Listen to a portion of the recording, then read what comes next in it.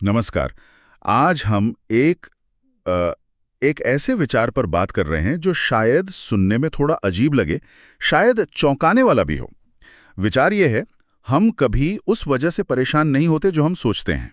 हम्म सुनने में ही उल्टा लगता है ना। हाँ, बिल्कुल। और ये विचार एक ऐसे स्रोत से है जो हमारी भावनाओं और जिसे हम बाहरी दुनिया कहते हैं, उसके सीधे से रिश्ते पर ही सवाल उठाता है।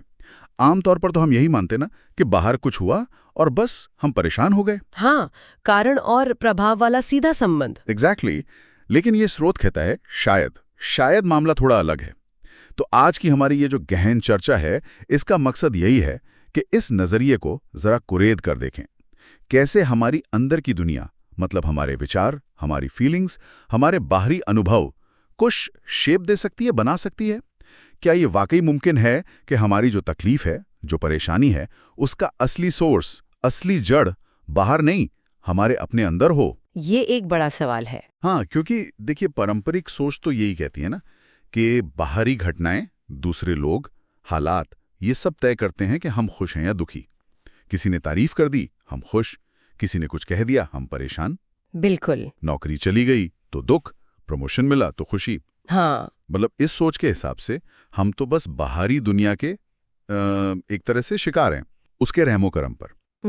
कठपुतली जैसे। हाँ, कह सकते हैं। लेकिन क्या हो अगर ये समीकरण ही मतलब सही ना हो? क्या हो अगर ये उल्टा हो? चलिए आज इसी को खोलकर समझते हैं। ठीक है। तो शुरुआत करते हैं उसी आम धारणा से जो हम सब मानते आए हैं कि हमारा जो मेंटल स्टेट है, हमारा मूड, वो बाहरी चीजों से कंट्रोल होता है।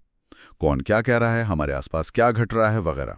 हाँ। और स्रोत ये भी कहता है कि इस तरह सोचने से ना अक्सर हम अकेलापन महसूस करते हैं, असहाय, जैसे हम एक ऐसी दुनिया में हैं जिसे हमारी कोई परवाह नहीं है और हम बस उसके असर झेल रहे हैं। सही। इस मॉडल में बाहरी दुनिया कारण है कॉज और हम हमारी भावनाएं वो प्रभाव हैं। इफेक्ट। बिल्कुल। और यहीं पर देखिए, ये स्रोत एक बहुत ही, मैं कहूंगी, क्रांतिकारी मोड़ लेता है। वो इस पूरी सोच को सीधी चुनौती देता है। कैसे?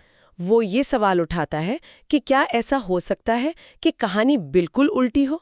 क्या हमारे विचार, हमारे थॉट्स, वो असली कारण हो? हमारे विचार? हाँ। और जो हम बाहर देख रहे हैं, जो महसूस कर रहे हैं, वो सिर्फ उसका प्रभाव हो। स्रोत में एक बहुत गहरी बात कही गई है कि हमारी जो धारणा है, परसेप्शन, वो एक आईना है, सच्चाई नहीं। आईना? सच्चाई नहीं? हाँ, मतलब वो सिर्फ एक रिफ्लेक्शन है, असलियत नहीं। और अगर हम इस नजरिए को मान लें तो इसका मतलब बहुत गहरा है।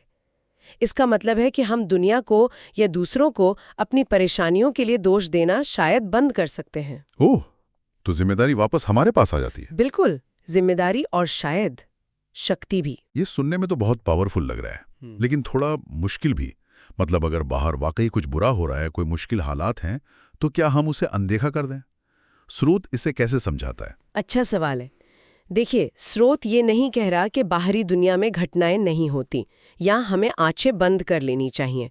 नहीं, वो कह रहा है कि उन घटनाओं का हम पर क्या असर होगा, ये हमारी अंदरूनी हालत तय करती है। अच्छा। असर। हाँ। और इसे समझाने के लिए स्रोत एक बहुत अच्छा उदाहरण देता है, मोशन पिक्चर कैमरा या प्रोजेक्टर का। प्रोजेक्टर? फिल्म वाला? हाँ, वही। सोचिए, हमारा मन वो प्रोजेक्टर है और ये दुनिया एक स्क्रीन की तरह है। अब अगर प्रोजेक्टर के अंदर, यानी हमारे मन में, कोई डरावनी, चिंता वाली या गुस्से वाली फिल्म चल रही है, तो पर्दे पर भी वही दिखेगा? बिल्कुल। तो हमें स्क्रीन पर, यानी दुनिया में, वही सब नजर आएगा। लोग हमें डरावने लगेंगे, हालात मुश्किल दिखेंगे, हर तरफ खतरा महसूस होगा। समझ आ रहा है। स्वीकृति वाली फिल्म चल रही है तो दुनिया वैसे ही दिखेगी? हाँ, वही हमें बाहर दुनिया में रिफ्लेक्ट होता दिखेगा। दुनिया ज्यादा फ्रेंडली लगेगी, ज्यादा शांत नजर आएगी। स्रोत तो यहाँ तक कहता है कि हम हर सुबह उठकर ये चुनाव कर सकते हैं, एक कॉन्शियस चॉइस। चुनाव किस चीज का? कि हम दुनिया को किस नजरिए से देखना चाहते हैं। क्या हम डर और कमी वाले चश्मे से देखेंगे या प्रेम और शांति वाले चश्मे से? स्रोत कहता है कि हम ऐसे चश्मे पहनने का चुनाव कर सकते हैं जो सिर्फ प्रेम को ही देखने देते हैं। ये चुनाव वाली बात ये बड़ी दिलचस्प है, क्योंकि अक्सर हमें लगता है कि हमारे पास कोई चॉइस ही नहीं है। भावनाएं तो बस आ जाती हैं, हावी हो जाती हैं। सही कहा। और यहीं पर कंट्रोल का, नियंत्रण का अहम मुद्दा आता है। स्रोत का तर्क ये है कि हम बाहरी दुनिया को कंट्रोल करने की कोशिश करते रहते हैं, जो अक्सर हमारे बस में होता भी नहीं है और थका देने वाला भी होता है। हाँ, ये तो है। तो बजाय इसके हम अपनी अंदरूनी दुनिया को साधने पर फोकस कर सकते हैं। असली पावर, असली शक्ति यही है।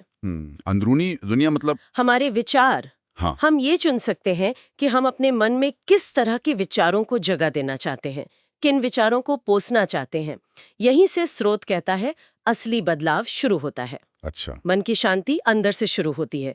ये हुआ कारण। और फिर बाहर की दुनिया की जो शांतिपूर्ण धारणा है वो अपने आप बनती है। वो हुआ प्रभाव। ये बाहर से अंदर नहीं, अंदर से बाहर काम करता है। तो ये सिर्फ पॉजिटिव थिंकिंग टाइप नहीं है, मतलब सब अच्छा है कहना? नहीं नहीं, ये उससे कहीं ज्यादा गहरा है। स्रोत इस बात पर बहुत जोर देता है कि हर पल, हर क्षण हमारे पास एक बुनियादी चुनाव होता है। कैसा चुनाव? या तो हम डर को महसूस कर सकते हैं या हम प्रेम का अनुभव कर सकते हैं। डर या प्रेम? हाँ, और यहाँ प्रेम का मतलब सिर्फ रोमांटिक प्रेम नहीं है। इसका मतलब बहुत बड़ा है। स्वीकारती, करुणा, जुड़ाव, शांति, एक तरह की ओपननेस। स्रोत के मुताबिक जितनी भी परेशान करने वाली भावनाएं हैं, गुस्सा, जलन, नाराजगी, उदासी, अकेलापन, अगर आप उनकी तह तक जाएं तो असल में वो डर का ही कोई ना कोई रूप है। डर के हमें चोट पहुंचेगी, डर के हम अकेले रह जाएंगे, डर के हमारे पास काफी नहीं है, डर के हम काबिल नहीं है। ओह, सारी नेगेटिव भावनाएं डर से जुड़ी हैं? मूल रूप से हाँ। तो जब हम ये पहचान लेते हैं कि जड़ में या तो डर है या प्रेम, और चुनाव हमेशा हमारे हाथ में है, तब बाहरी चीजों के लिए परेशान होने की जरूरत शायद कम होने लगती है।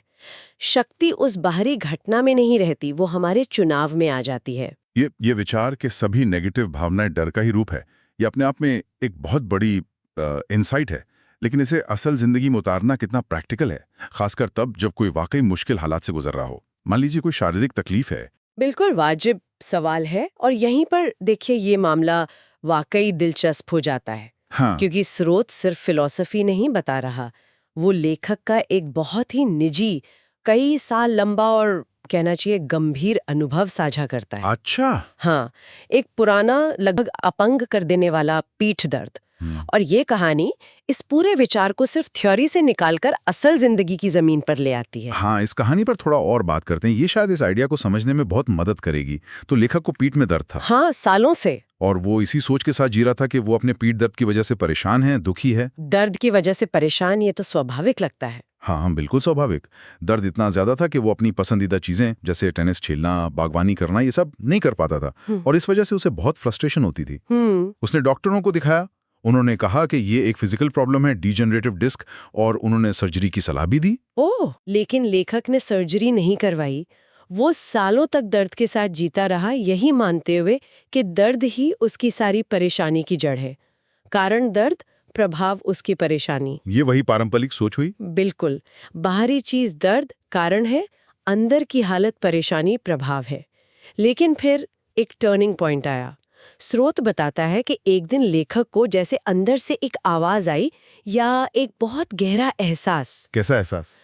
उस एहसास ने कहा कि हाँ, फिजिकल प्रॉब्लम शायद है, डिस्क में दिक्कत हो सकती है, लेकिन जो दर्द, जो पीड़ा वो महसूस कर रहा है, उसका असली कारण वो खुद है, उसकी अपनी अंदरूनी हालत है। ये कैसे हो सकता है? मतलब दर्द तो फिजिकल था ना, डॉक्टरों ने भी कहा था। हाँ, फिजिकल लक्षण थे, डिस्क अपनी जगह थी, लेकिन लेखक ने गौर करना शुरू किया और उसे एक पैटर्न साफ दिखने लगा। पैटर्न? हाँ, उसने नोटिस किया कि जब भी वो इमोशनली तनाव में होता था, जैसे जब वो किसी बात से डरा हुआ महसूस करता, या किसी के लिए मन में कोई पुरानी शिकायत, कोई नाराजगी दबा कर रखता था, तो उसका पीठ दर्द कई गुना बढ़ जाता था, भयानक हो जाता था।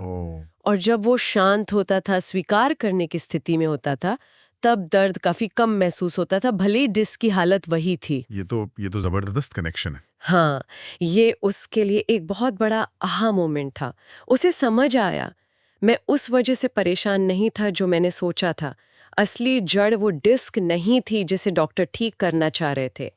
असली जड़ उसके अंदर के अनसुलझे इमोशनल मुद्दे थे, दबी हुई शिकायतें थी, गहरे बैठे डर थे। तो ये मन शरीर का कनेक्शन, माइंड बॉडी कनेक्शन का एक बहुत ही सीधा, बहुत पावरफुल उदाहरण हुआ। निश्चित रूप से ये स्रोत के उस नजरिए को बिल्कुल साफ करता है कि मन शरीर को कंट्रोल करता है, ना कि शरीर मन को, जैसा कि हम अक्सर मान लेते हैं। लेखक ने महसूस किया कि उसका शरीर बस उसके मन की हालत का आईना बन गया था। सालों से जो शिकायतें और डर उसने पाल रखे थे, वो अब फिजिकल दर्द के रूप में बाहर आ रहे थे। सोच में एक बुनियादी बदलाव कि प्रॉब्लम बाहर नहीं, अंदर है। एग्जैक्टली हाँ, एक बार जब उसे ये साफ हो गया कि असली जड़ उसकी शिकायतें और डर हैं, तो समाधान का रास्ता भी वहीं से निकला। स्रोत बताता है कि लेखक ने फिर पूरी ईमानदारी से एक्टिवली क्षमा का अभ्यास करना शुरू किया। क्षमा? फॉरगिवनेस। किसको माफ करना? उन सभी लोगों को, उन सभी स्थितियों को जिनके लिए उसके मन में शिकायतें थीं, नाराजगी थी, सालों पुरानी बातें। और शायद सबसे जरूरी, उसने खुद को भी माफ करना सीखा, अपनी गलतियों के लिए, अपनी सोच के लिए। ये आसान नहीं रहा होगा। बिल्कुल नहीं। स्रोत कहता है ये कोई एक दिन का काम नहीं था, ये एक लगातार चलने वाली प्रक्रिया थी। शिकायतों को पहचानना, उन्हें महसूस करना और फिर उन्हें जाने देने का एक सचेत फैसला करना, रोज। और इसका नतीजा? क्या दर्द में कुछ फर्क पड़ा? स्रोत के अनुसार नतीजा चौंकाने वाला था। जैसे जैसे लेखक ने ईमानदारी से क्षमा के जरिए अपनी अंदरूनी सफाई की, अपनी शिकायतों और डर को जाने दिया, हाँ, उसका वो सालों पुराना कमर तोड़ देने वाला दर्द धीरे धीरे कम होने लगा और आखिरकार पूरी तरह से गायब हो गया। पूरी तरह से गायब? हाँ, पूरी तरह से। और सिर्फ दर्द ही नहीं गया, उसकी फिजिकल एक्टिविटी पर जो लिमिटेशंस आ गई थीं, टेनिस न खेल पाना, बागवानी न कर पाना, वो सब भी खत्म हो गई। कमाल है। वो फिर से एक नॉर्मल एक्टिव जिंदगी जीने लगा। और ये उसके लिए इस बात का जीता जागता सबूत था कि उसकी पीड़ा का असली सोर्स वो डिस्क नहीं थी, बल्कि उसके अपने विचार, उसकी अपनी भावनाएं, उसकी अपनी शिकायतें थीं। ये कहानी तो वाकई सोचने पे मजबूर करती है।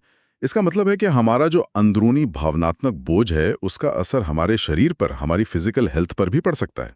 इतना गहरा असर। इस स्रोत का तो यही मानना है। और ये कहानी सिर्फ एक इंसान की नहीं है। स्रोत का तर्क है कि पीठ दर्द या ऐसी ही कई और पुरानी फिजिकल प्रॉब्लम से जूझ रहे बहुत से लोगों में असल में खुद को ठीक करने की एक गजब की क्षमता होती है। खुद को ठीक करने की क्षमता? हाँ, और ये क्षमता किसी बाहरी दवा या सर्जरी में उतनी नहीं है जितनी अपनी अंदरूनी दुनिया को साफ करने में है। अपनी शिकायतों को, अपने अपराध बोध को, अपने डर को क्षमा के अभ्यास से जाने देने में। दूसरों को माफ करना और खुद को माफ करना। स्रोत कहता है ये फिजिकल और इमोशनल हेल्थ के लिए बहुत शक्तिशाली टूल्स हो सकते हैं। तो अगर हम इस पूरी चर्चा को और इस कहानी को समेटें, तो टेक अवे क्या है? मुख्य सीख क्या निकलती है? मुख्य सीख मेरे ख्याल से यही है कि हम अपनी परिस्थितियों के, अपने हालात के शिकार नहीं है, विक्टिम नहीं है। हम सबके पास अपने मन को, अपनी सोच को दिशा देने की एक बहुत बड़ी ताकत है, असीम शक्ति है। हम ये चुन सकते हैं कि हम बाहरी घटनाओं पर कैसे रिएक्ट करेंगे। हम परेशान, उदास, डरा हुआ महसूस करने की जगह आंतरिक शांति, प्रेम और स्वीकृति का अनुभव करने का चुनाव कर सकते हैं। और ये चुनाव कहाँ से शुरू होता है? ये चुनाव हमारे विचारों के लेवल पर शुरू होता है। जैसा हम अंदर महसूस करते हैं, जैसा हम सोचते हैं, वैसा ही हमें बाहर अनुभव होता है। एक शांत और प्रेम भरा मन वो अनिवार्य रूप से एक शांत और प्रेम भरी दुनिया का ही अनुभव करता है। कारण अंदर है, प्रभाव बाहर दिखता है। ये एक बहुत ही सशक्त करने वाला, एम्पावरिंग विचार है। बिल्कुल बिल्कुल। तो संक्षेप में कहें तो हमारी अंदरूनी हालत, हमारे विचार, हमारी मान्यताएं, हमारी भावनाएं यही तय करती है कि हम बाहरी दुनिया को कैसे देखते हैं और उसका कैसा अनुभव करते हैं। तो इसका प्रैक्टिकल मतलब क्या हुआ डे टू डे लाइफ में? इसका मतलब है कि बदलाव की चाबी हमारे अपने हाथ में है। अपनी भावनाओं को, अपने अनुभवों को बदलने की शक्ति वो बाहरी परिस्थितियों को बदलने की कोशिश करने में उतनी नहीं है जितनी अपनी अंदरूनी प्रतिक्रिया को, अपने नजरिए को बदलने में है। शक्ति अंदर से शुरू होती है। हाँ, ठीक है। और शायद इस चर्चा के आखिर में एक विचार बस सोचने के लिए मन में रखने लायक है कि हाल फिलहाल में जब कोई परेशानी महसूस हुई हो, कोई झुंझलाहट हुई हो, तो क्या थोड़ी देर रुककर आराम से खुद से ये सवाल पूछा जा सकता है क्या सवाल? कि क्या मैं सचमुच उसी वजह से परेशान हूं जो मुझे लग रहा है? मतलब जो बाहरी कारण दिख रहा है, क्या वही असली वजह है? या मेरे अंदर कुछ और चल रहा है? कोई पुराना डर, कोई दबी हुई शिकायत, कोई अधूरी उम्मीद? इस पर बस थोड़ा विचार करने के लिए कुछ पल लेना, बिना किसी सही या गलत जवाब की तलाश में, शायद कुछ नई समझ दे सकता है, कुछ सोचने को मिल सकता है।